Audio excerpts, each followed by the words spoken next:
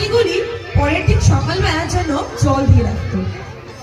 সব দিন পান্তা ভাত খেতে বলে তার নাম ছিল পান্তা বুড়ি। একবার সেই গায়ে এক চোর এসে উপস্থিত হল।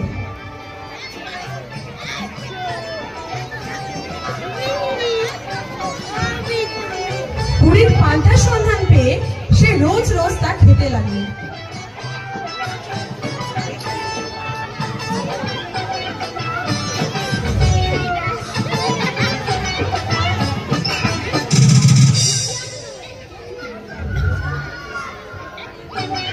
চোরের জ্বালায় বেচারি বুড়ি তো একেবারে অস্থির। একদিন বুড়ি রাজার কাছে নালিশ করতে চলল।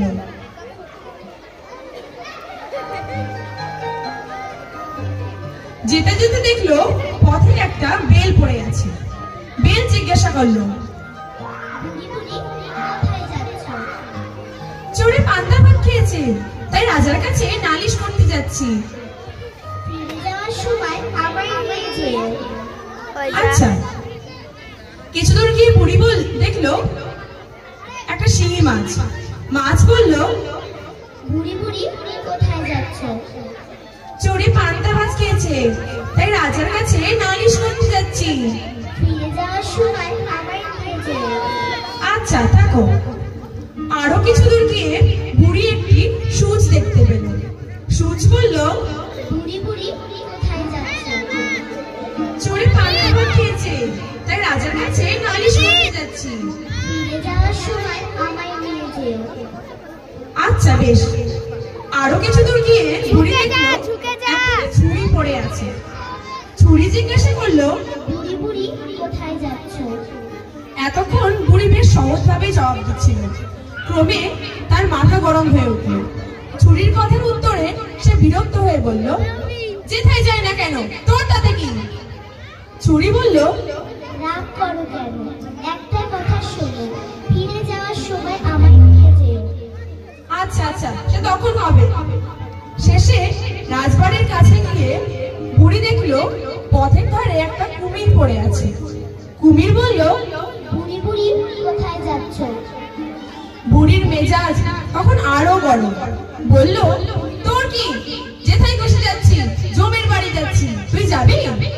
কুমির বলল, বাপ রে বাপ, একেবারে যে রেগে আগুন।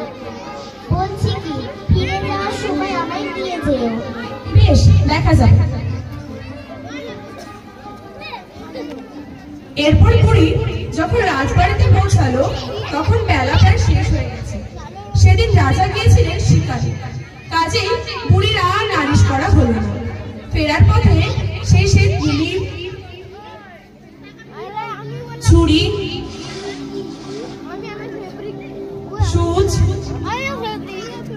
শিঙি মাছ ও বেলকে তার সাথে করে তার বাড়িতে নিয়ে এলো। শিঙি মাছ বলল, আমায় পান্তার হাঁড়িতে রাখো। বেল বলল, আমায় আগুনের ভিতরে রাখো। সূচ বলল, আমায় দেওয়ালে পুঁতে রাখো। ছুরি বলল, আমায় উঠোনের ঘাসে গুজে রাখো। আর কুমির বলল, আমায় ঘাটে বেঁধে রাখো। যার যেমন ইচ্ছা তাকে সেইভাবে রেখে বুড়ি রাত্রে ঘুমিয়েছে। এমন সময় চোর এসে উপস্থিত।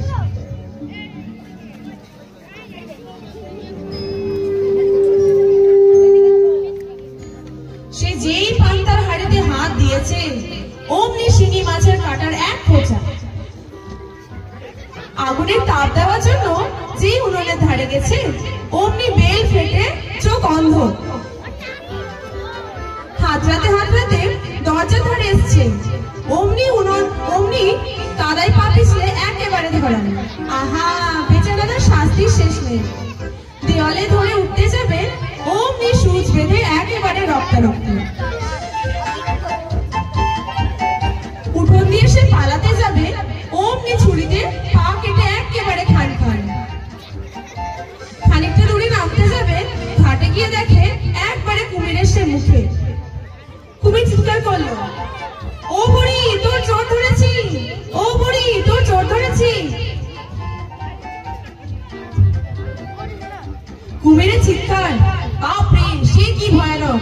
বাঘের ডাক লাগে কোথায়? বুড়ি তো ধরপড় করে উঠে বসলো।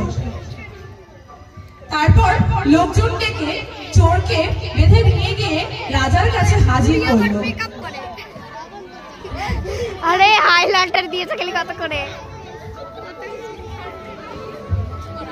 রাজা চোরে মারধর করেছে, এখন আপনি তাকে উচিত শাস্তি দিন।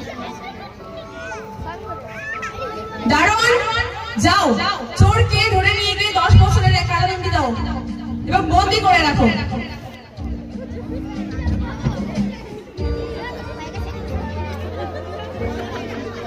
নমস্কার।